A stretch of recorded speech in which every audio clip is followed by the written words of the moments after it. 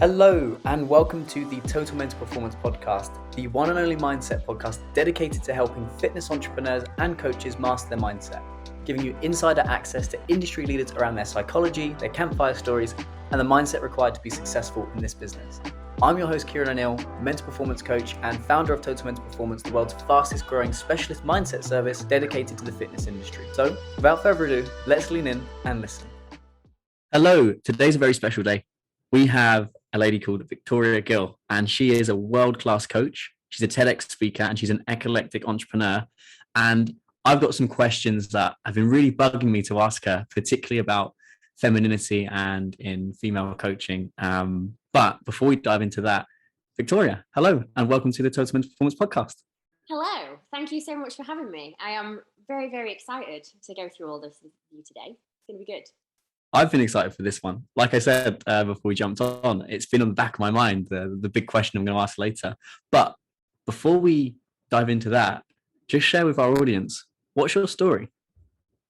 My story, where to begin? It's very diverse, very varied, but I think what I'll do is just give you a rundown of all of the different things that I've done and how I've kind of got to where I am today. And then as we go through all the different things that me and you are going to talk about, I'll intertwine different personal experiences, lessons that I've had in relation to each. So my background is I'm an ex-classical dancer.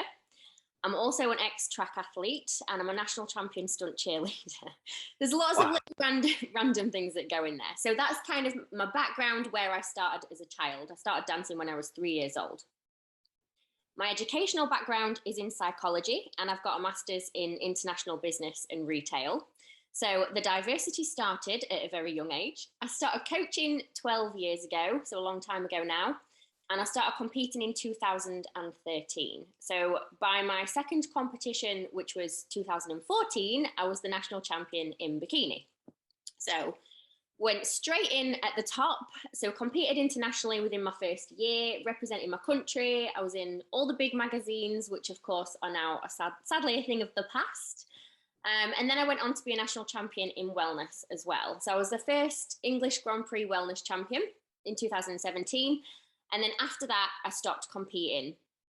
And obviously we were just having a super quick chat about stuff to do with competing beforehand. And I had some really amazing experiences, but also some really, really dark and difficult experiences because of competing. So I decided I didn't want anything to do with the bodybuilding industry anymore, largely in part because I felt I'd completely lost my connection to my authentic feminine self.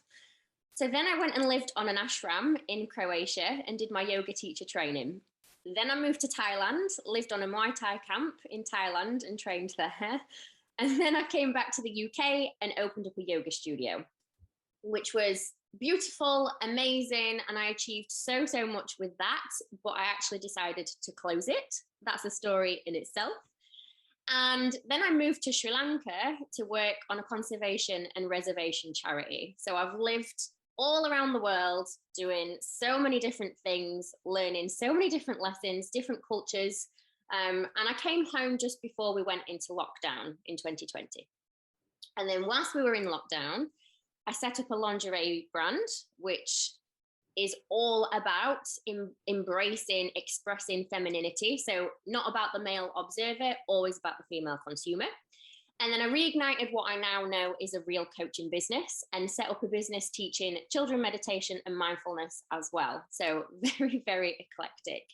And then here we are today. I'm now a TEDx speaker. I'm the director of TEDx and TEDx Women in my hometown. And then I do the odd bit of public speaking on the side. So lots of different things to contribute and obviously take different messages from. As an individual, I am on a bit of a mission to try and influence change, but always done so through softness, kindness, love, and me finding my own balance between my masculine and my feminine energy. I'm also pretty cool with being controversial. So I'm happy to say things that sometimes maybe people don't want to hear, maybe aren't ready to hear, or they just challenge people to think differently and for how they see the world. So I just always want people to have an open mind to whatever I'm going to say. It's never a personal attack or anything like that. It always comes from a really good place. So what I'm going to try and get across today is hopefully going to be from a female perspective, but that hopefully is just going to raise a little bit of awareness around different things. So that's kind of a summary, a very shortened summary of what I've done. I feel like I should write a book. I think I should write a book. Yeah, please. Can you? please. And can you do an audiobook? Because the way that you described that, it's got such wonderful energy. I think that'd be really nice to listen to.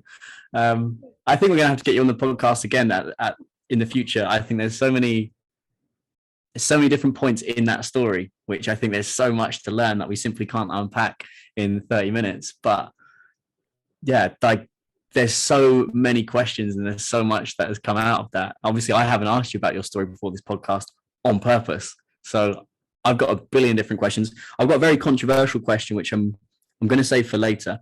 And that's not the one that I mentioned at the beginning of the podcast either. There's so many different ways to go with that. So run me through now. Out of that, we've spoken about ADHD. So I have ADHD. I was diagnosed with 99 percentile ADHD, which is quite intense. We connected on that point, which was you've recently discovered ADHD and what it is. When you described your story, that makes so much sense because you need new stimulus to keep you engaged. You need new things. You need new challenges. And something that I often see, and I'd love to see whether this resonates, is the underdog mentality that comes with that. And you don't have to have ADHD to have the underdog mentality, but the underdog mentality is you get really excited when you're at the bottom or the middle of a pack of a field. You go in there, you race to the top because you're really excited. Then you get there and then you go, now what? And then what happens is you lose that motivation. You lose, and I see this not only with ADHDers, but with high performers and high achievers all the time. They get to the top, they go, now what? Then they self-sabotage and then they come crashing down and then they go, right, I need to find something new. So then they find a new field and then they get to the top of that field and they get there and they go, shit. And then they self-sabotage and they kind of go down. So I'm wondering, does that resonate? And there's some of the patterns that I can see, particularly with your story, as you've described it there. You've been successful in multiple different fields. You get really excited by building new stuff. And that's often beaten out of us, not celebrated, because the traditional way is you have to do the same thing again and again. Oh, 100%, definitely. I think mine's interesting because it's a blend of different things.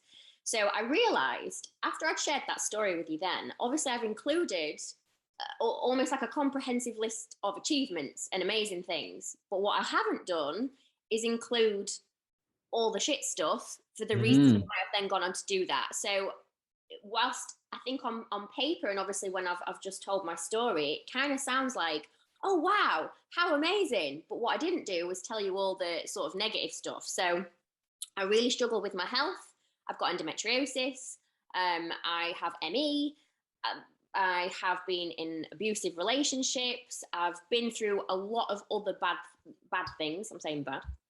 And they are part of my story. And I think it's a combination 100% with everything you've just said. I always need a new challenge. I need to be striving for something that really puts me out my comfort zone. And absolutely, I've always been made to feel like that's a bad thing and you should pick one career and pursue that for the rest of your life. I don't agree with that.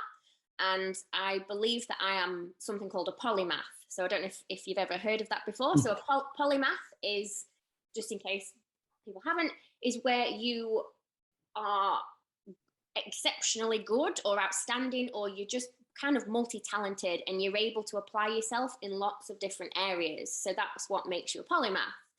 And I feel like that is the best form of expression for me because I am creative and I can apply myself to lots of different things.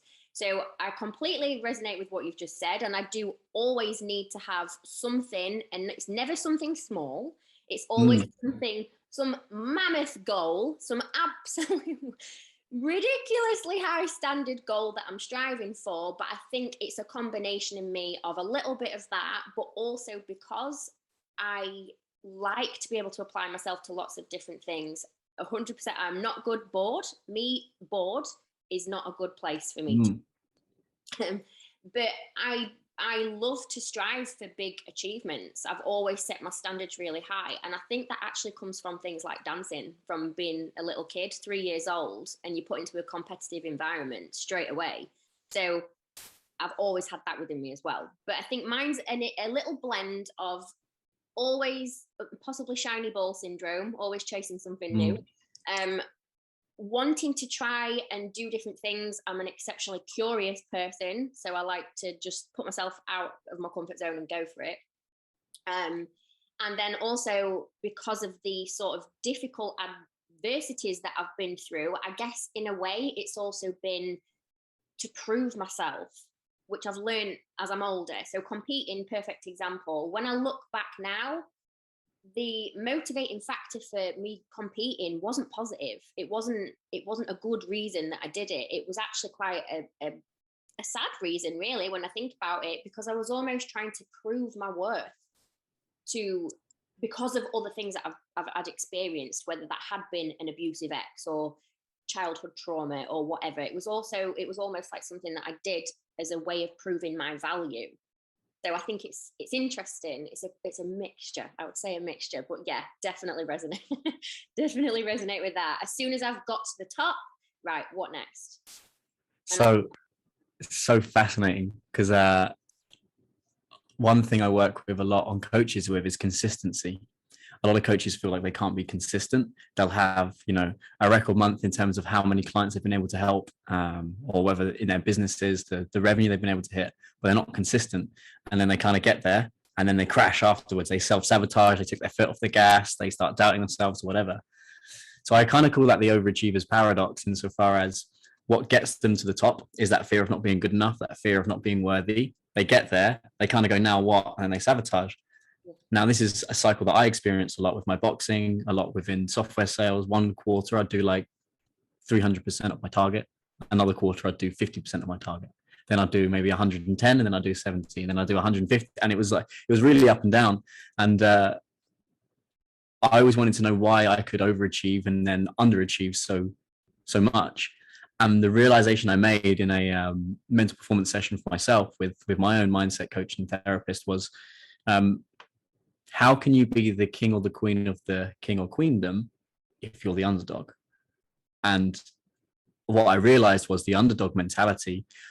It's brilliant to build you a basic foundation for you to be successful. I think it's necessary, and you need that to, build skills, to build confidence, and, materially to give you the resources you need in order to invest, whatever.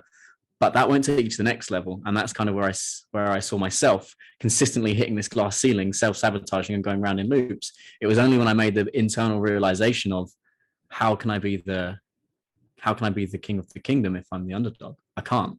And since I've broken that, consistency has not been an issue since. And it's fascinating. So I was trying to figure out, where did that come from? It comes from a memory of me being a kid in the classroom. I think it was it's when you did your first ever SATs or your key stage ones or whatever. And there was a memory of me, because I couldn't concentrate on the tests. I felt like I was smarter than all the other kids, but I couldn't concentrate. So I used to get really low marks. And I remember the teacher saying, your mum wouldn't want to fail you. You need to sit still. You need to do this. You need to do that. And on top of that, I was a council house kid in quite a nice area. So that inherent feeling of unworthiness and not being good enough then transformed into having to be, the best fighter in my town, the best fighter in the home counties, the best fighter in the country, and trying to fight around the world.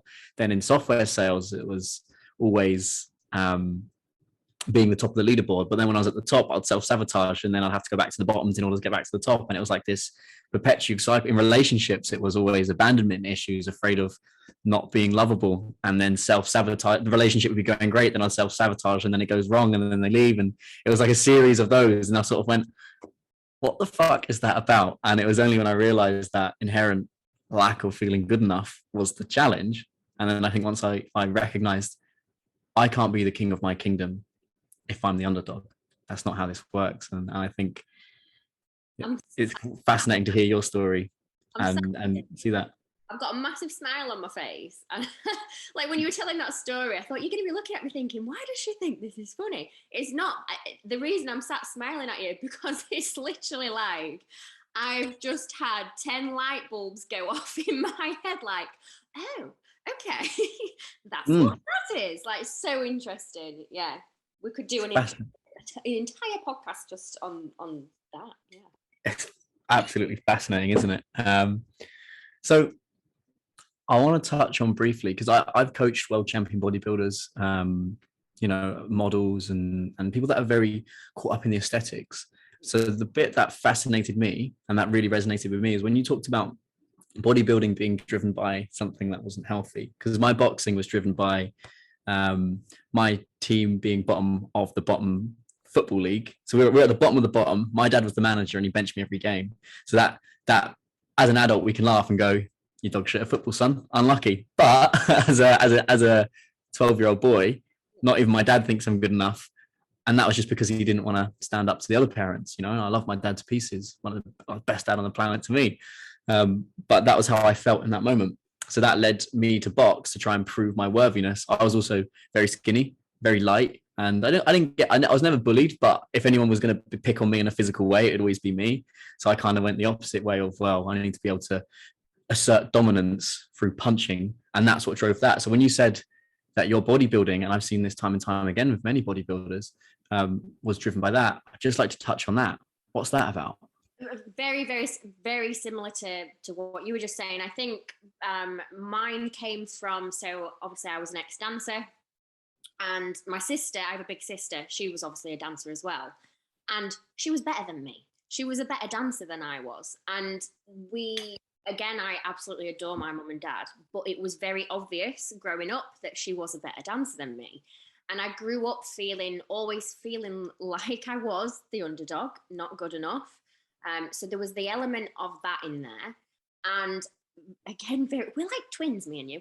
Again, I was I was skinny. I was a very, very teeny tiny, straight up and down, no curve, no nothing, young girl. And I think and then that was always the thing that would be highlighted to me. So I wouldn't say that I was bullied, but if any comments were ever made, it was always about how skinny I was. And it wasn't through a lack of eating or anything like that. I was just naturally built that way.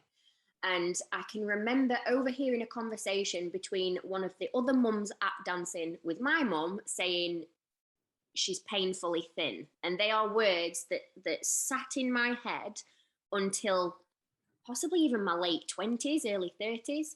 And I think competing for me, as I was saying earlier, was almost a way of me trying to prove my worth, that I wasn't the underdog, I was number one.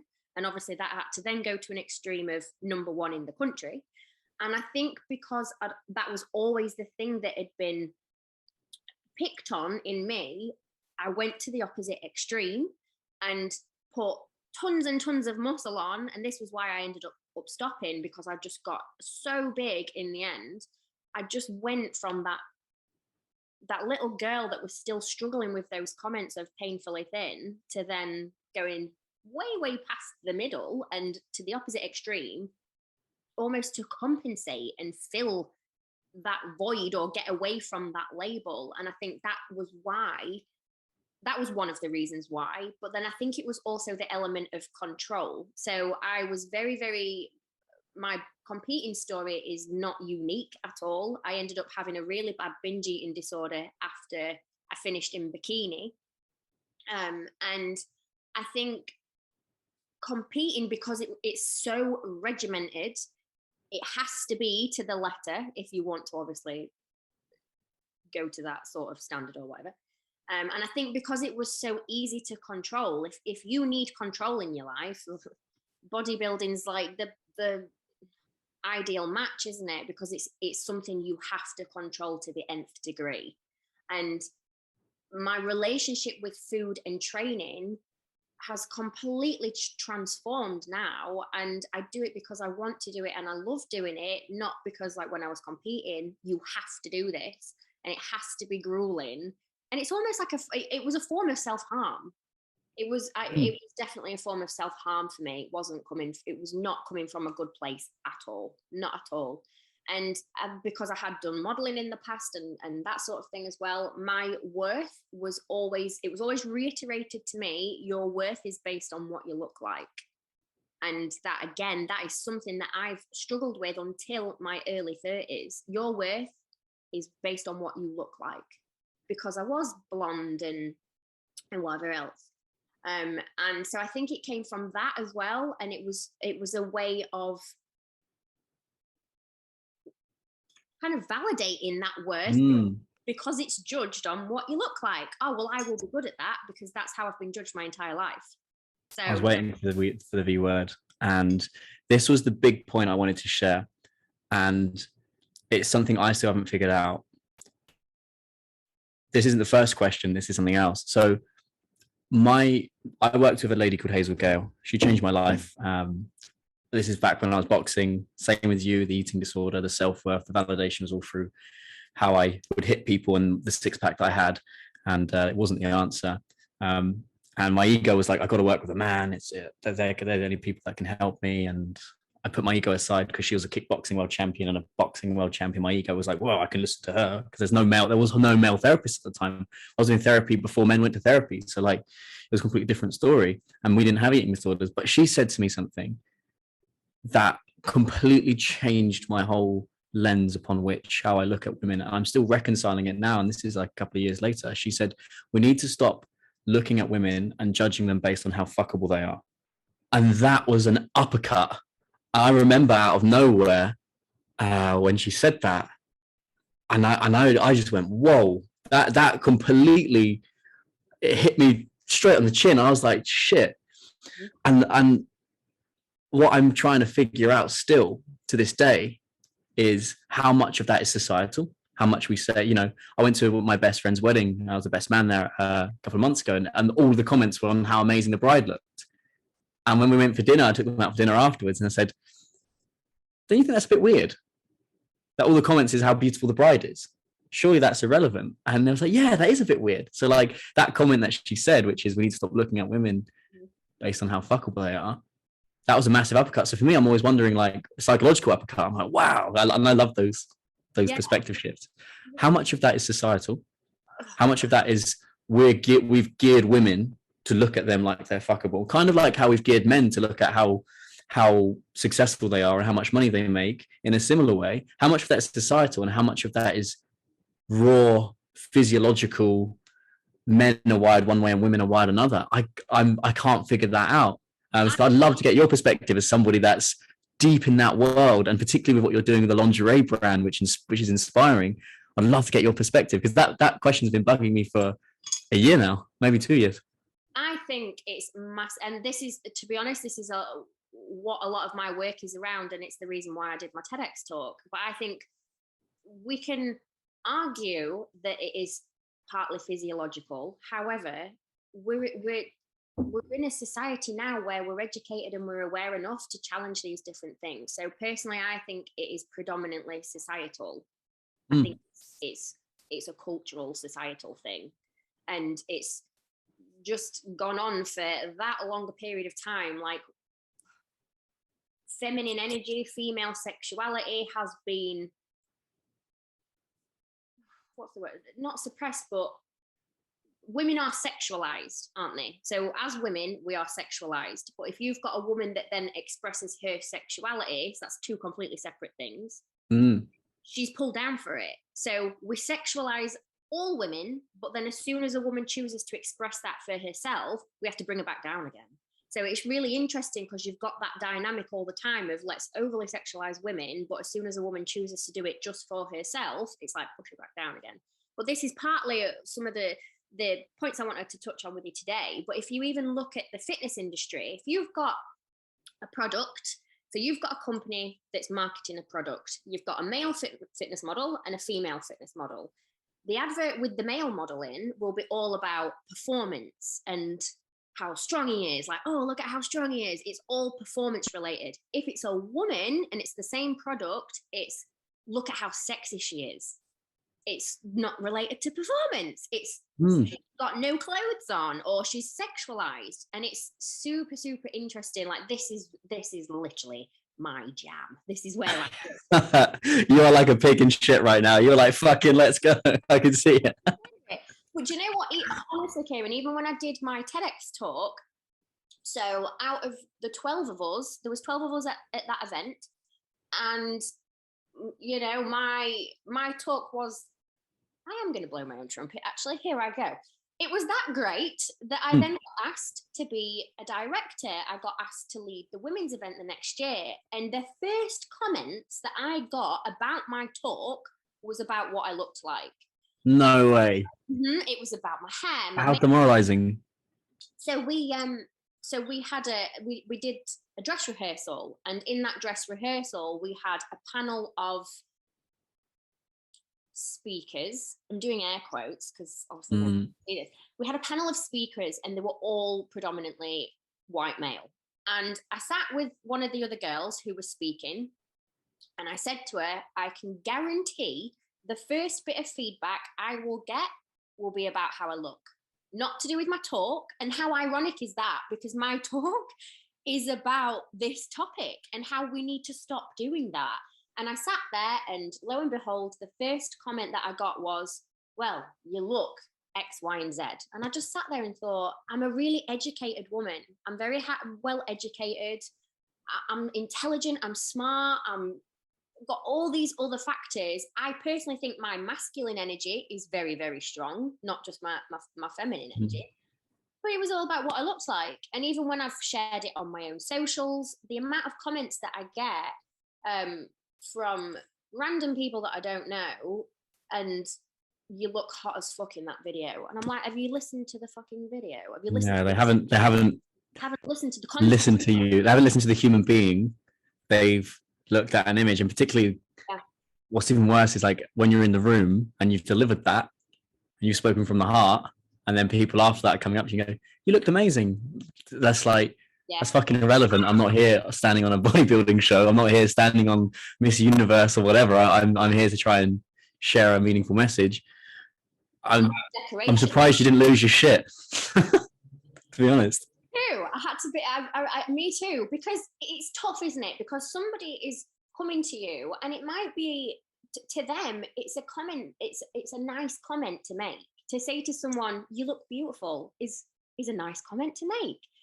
But we've got to the point where women are just like decorations, but we're not just here to make the world pretty. We've got insight, wisdom, and offer so much, where we're missing lots of things out at the moment. So it's really, really difficult. And obviously the combination of me then having a lingerie brand, obviously I have done and still do a lot of modeling. And I get so many comments, so many messages, and they're almost as if people send them like, well, you're asking for it. But this was part of my talk too, and we shouldn't be putting the blame onto women, because why can't a woman express herself in the way that she wants to? It's the person that's the observer or the receiver that then kind of gets it a little bit fucked up. So yeah, this is where all of my work and future work it's gonna lie. That's where it's gonna be. Oh, how exciting. Now I want to ask you the big one, the thing that's been bugging me. So I've coached a lot of women. Dr. Kate Blackford, she heads up our mental performance for women as well. And what we tend to find is women that really want to work with me tend to be that alpha male. They're very air quote masculine, very dominant, very like, argh! And I find that very interesting. And a pattern that I'm starting to see is with some female coaches, it's almost like they feel like they have to be a man in order to be successful. And I don't really know what to do about that. I mean, in terms of the way that I coach, my job is to identify limiting beliefs, challenging emotions, and anything else from a structural perspective, whether that's in the subconscious mind or in terms of productivity, is to help them smash through that glass ceiling to take them to the next level. So that I don't have any problems with. But I'm just fascinated about where this comes from. I think it's more of it's not necessarily a problem. It's more an understanding, where does that drive to be that alpha female? And you don't just see that in the fitness industry, you see it in CEO. I've worked for a female CEO when I was working in data analytics and software sales, and almost she was like, I remember her like swinging her dick around, her metaphorical dick around, to kind of be like, she was actually more sort of like your stereotypical aggressive white male CEO than the rest of them, actually. So it's not just in the fitness industry, but specifically for our listeners. Where do you think that comes from for female coaches, that need to feel masculine and dominant? What's that about? I think it comes from, again, a combination of different factors. Some of them we've already lightly touched on, but I think because in general, in society, feminine energy is suppressed anyway, and even more so within the industry that we are in. But I think female coaches particularly probably feel like they have to assert masculinity and dominance, or even get lost in that and don't even know that they're doing it. That was me.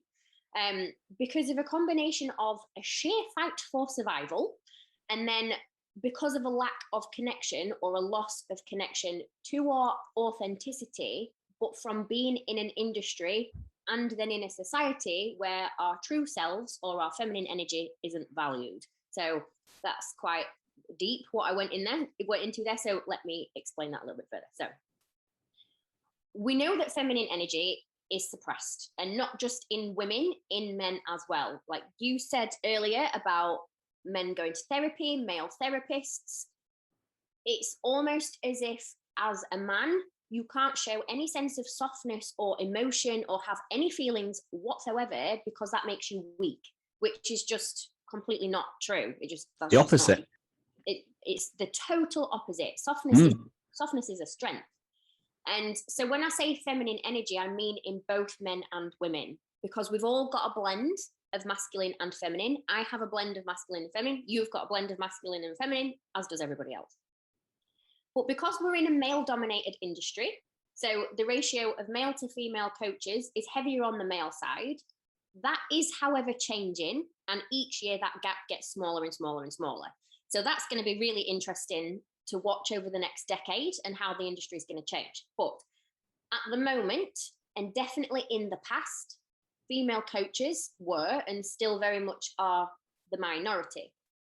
So we're already in a society where feminine energy is suppressed. We're now in an industry where we're fighting as a minority. So we're fighting a battle before we've even started. And if you are a minority in any capacity, you often feel like you have to fight to be heard. And I think that fight for survival comes from the feeling of wanting or needing to be taken seriously, to be able to compete as an equal professional and to be heard amongst the majority party, which in this context is male.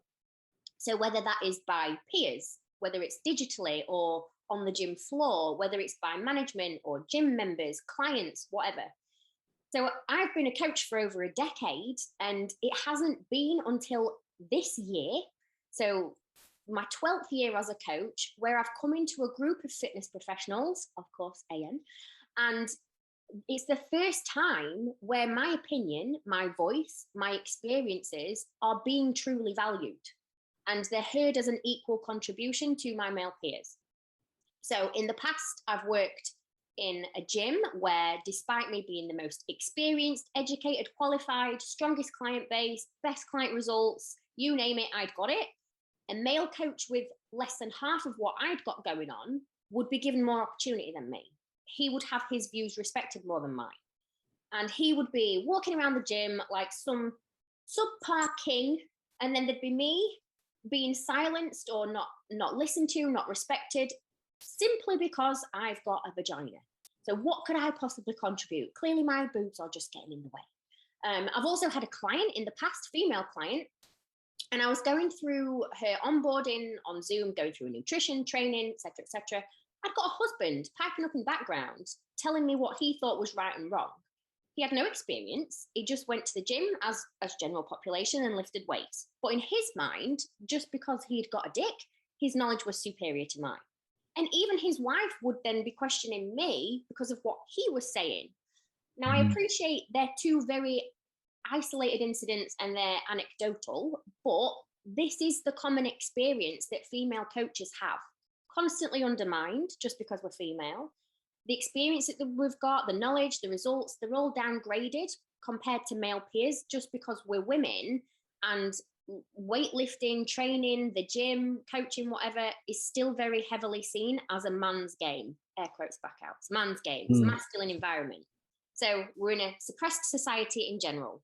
Then we're in a suppressed industry and environment on top of that. So I think that fight for survival as a professional is partly from this, that need to assert yourself, and you end up taking on a persona that reflects the same traits as what we're fighting to be equal to. And of course, in this context, those traits are then masculine. I think if you go right down to the base level, start at the beginning on the gym floor, and we've already touched on this a little bit already, as well as on social media, it's actually still quite a sexist place to be. And some people don't want to hear this, but it is the truth. It's still a very sexist environment to be in, whether that is on the gym floor, whether that is on social media. And this isn't an exhaustive list. It's just a collection of my personal experiences. So this list could be much longer if you were talking to somebody else or a group of women. But I've had men taking pictures of me training. I've had men taking videos of me whilst I've been training. I've stared at invasively. I'm touched inappropriately by men in the gym, verbally harassed, having comments made on my body, my physique, my clothes, what I'm wearing to training that day, my training style, technique, having random questions asked like, can I spot you? Or let me just give you some advice. Didn't need it, didn't ask for it, so fuck off. So you know the agenda doesn't have good intention, and that list could seriously go on. So the gym in general, the industry, the whole of it, but starting right at the bottom, can actually be a really intimidating place for women to be, even when you're an incredibly successful coach. Now, what I'm not saying is this is all men, and I'm coming from that extreme feminist point of view, because I'm absolutely not. And I don't believe it is all men at all. What I'm trying to do is put across the perspective and the experience that a lot of women have, and increase the awareness of the role that everybody has to play in making one another feel safe. Now, I know so many female coaches that will listen to that will resonate with what I've just said. Training or doing exercise is a fundamental part of our job. I have to stay in, well, I don't have to stay in shape. I choose to stay in shape, but it's part of my job. You wouldn't go to a hairdresser that had got shit hair.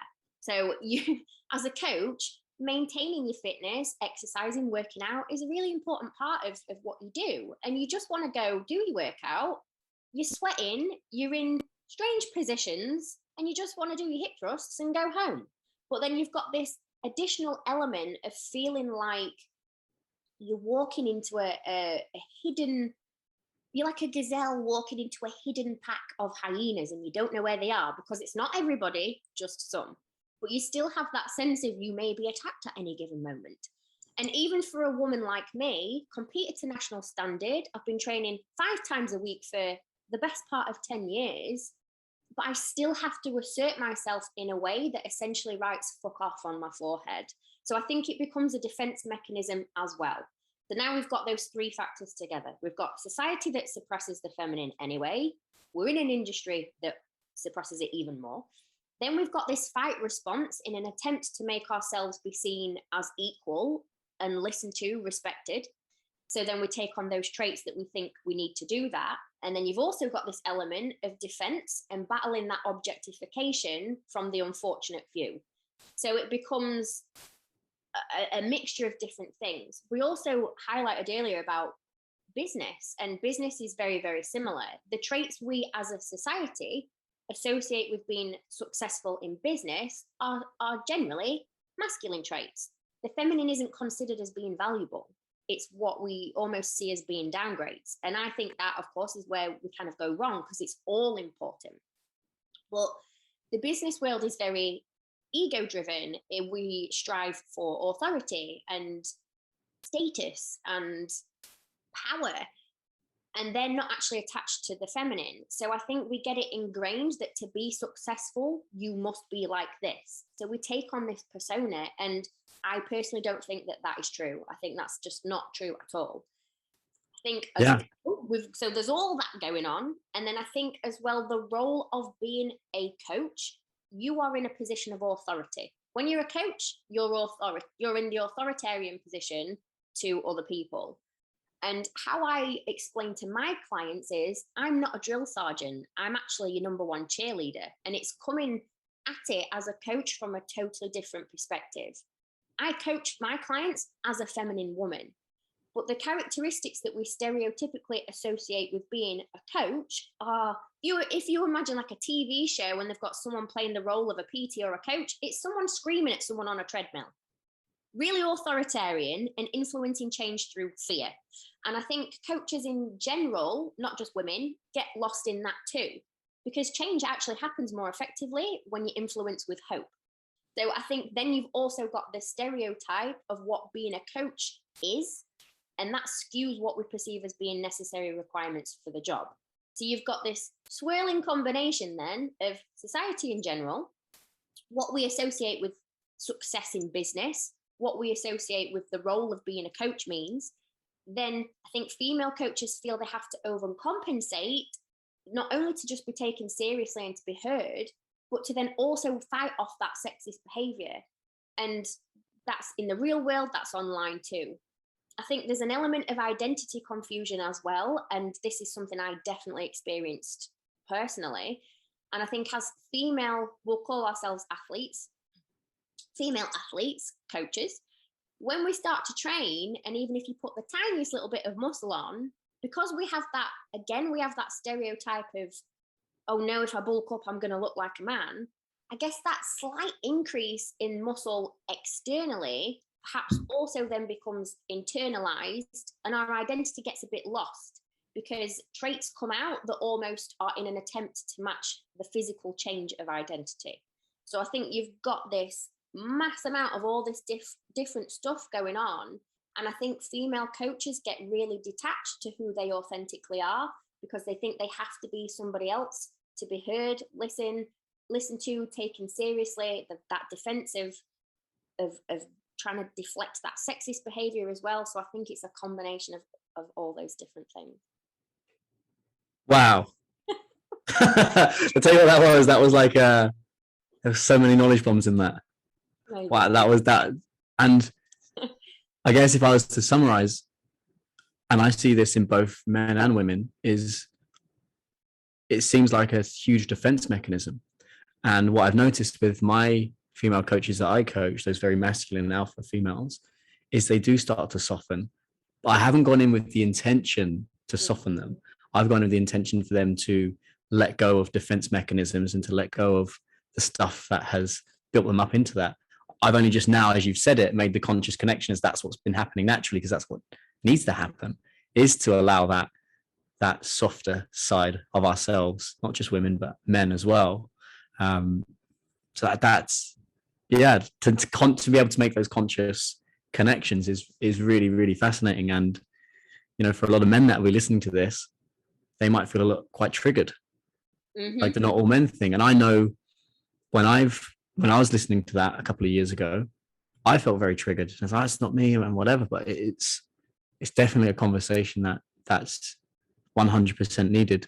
And the other part of that is, okay, well, where does that defense mechanism come from? And often it's our formative experiences.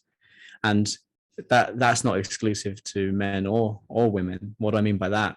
So I've worked with, you know, hyper aggressive men, and that hyper-aggression comes from childhood abuse and trauma, whether that's bullying, sexual abuse, physical abuse, or whatever. Now, if you look at females, when they experience trauma or abuse, again, it all leads back that aggressive, overly dominant. There's nothing wrong with being dominant. Being dominant is a great thing. Being submissive is a great thing. Knowing when to be dominant, when to be submissive, and when to be authentic really is the key. But I think that overcompensation of aggression and dominance, I do think it comes from being armored. And how do you de-armor?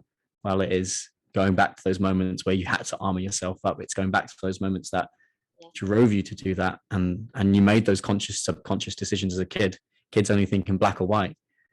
And when we're hit with these moments, I see this with overachievers, is when they're not told good enough, they're not, when a child's not told they're not good enough, they go one of two ways. They accept the message and that's it, and they never believe in themselves, or they say, fuck you, I'm going to prove you wrong. And they still don't believe in themselves, but they're going to prove you wrong anyway.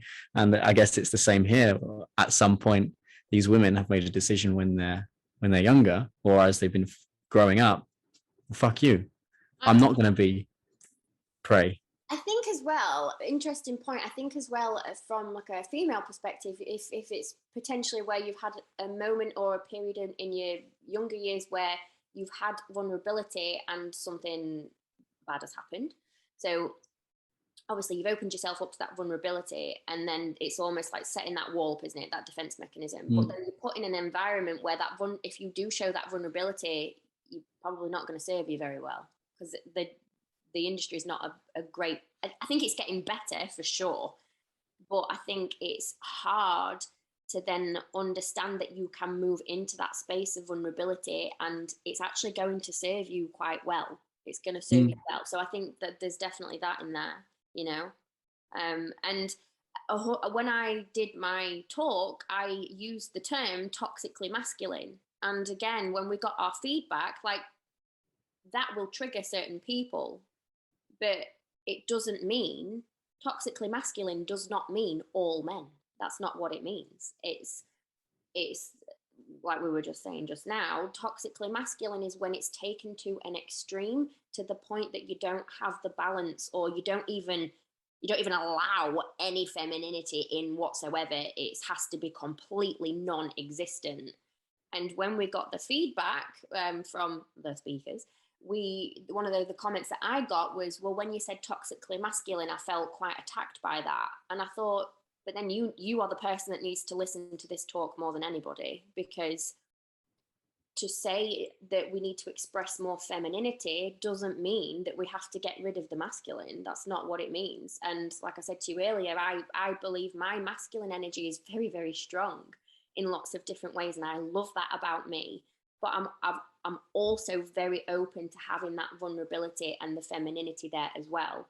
And I think that's probably playing a really significant role in a lot of female coaches. They probably had experiences, whether they're individual experience, acute or over a prolonged period of time, where that vulnerability has been compromised. So then to put yourself in an environment where that is probably not going to go down very well, or so we think, it just shuts you off even more. So yeah, 100%. I And think, on the sorry to interrupt you, there's a really interesting point there, which I don't want to get lost, which is, and I'm one of those guys, I really hate that masculinity and toxicity are put in the same phrase, because we very rarely put femininity and we never say toxic femininity. It's always toxic masculinity. And I do believe the true masculine is not toxic, just like the true feminine is not toxic. But we're quicker to jump on toxic masculinity than we are on toxic femininity. What does toxic femininity look like? Like, that's a fascinating concept. So here's the question though, is that because masculinity is valued more in our society? So we aren't going to get toxic femininity because we don't value it anyway. It's not something that's valued. So how can we get to a point of toxic femininity? Because the society we live in is skewed towards valuing the masculine side anyway. So I think it's fascinating, isn't it? It's such a fascinating topic, and these conversations aren't being had enough, because often what happens is defense mechanisms come up and people feel like they have to defend themselves. And I do think as a society we're losing that ability to create safe environments to have these conversations, and all that does is polarizes each side even more, right? And for me, it's just encouraging the blend of the two. I don't even believe it's maybe not even a balance. It's a blend. It's a blend of the two, but being open to having both. So whenever I use toxic masculinity, what I mean is to the extreme that there is zero femininity even allowed in. It's not even considered as having a place. So that's how I would use that term. And I think people associate it with just being a man. Like, I think when you're a feminist, people just assume that you hate men. I love men. I absolutely love men. My closest friends are all men. My dad is my absolute idol. I am the woman that I am because of my dad. The traits that I have in me that I love the most have been nurtured by my father. So I think when we use masculine and feminine, we immediately think men, women, and that's not how. Yes. Imagine if we changed the labels to fire and water, maybe, or something like that. Maybe I don't know. However you did it, because I agree they are inherently energies. And we don't normally go this sort of philosophical or existential on this podcast, which is great. You take me to new realms, which is awesome. But yeah, imagine if we remove those labels. I think we'd have a lot of fun. Victoria, we're going to get you on the podcast again. I think we've got a lot to discuss, 100%. I want to ask you one final question. Forget our team, forget what we do here at TMP, but what does the phrase total mental performance mean to you? How would you know that you have total mental performance? Total mental performance. I think total mental performance would mean to me you're able to express yourself to your maximum capability with no hindrance on your sense of health, happiness, and well-being. Wonderful. I agree. That ability to just communicate yourself and be authentically who you are. Yeah. And opening yourself to growth, but doing so with a sense of compassion. Always with compassion, never hindering yourself through criticism. Victoria, I've loved this conversation. Thank you so much. If where can our listeners find you if they want to? I definitely recommend checking out Victoria's TEDx talk, 100%. But where else can they find you? On the TEDx YouTube site, but also I mainly live on my Instagram, to be honest. I've just got LinkedIn, so we're going to see how that one goes. But predominantly on Instagram, Victoria Marie UK is me, so I'm all around there.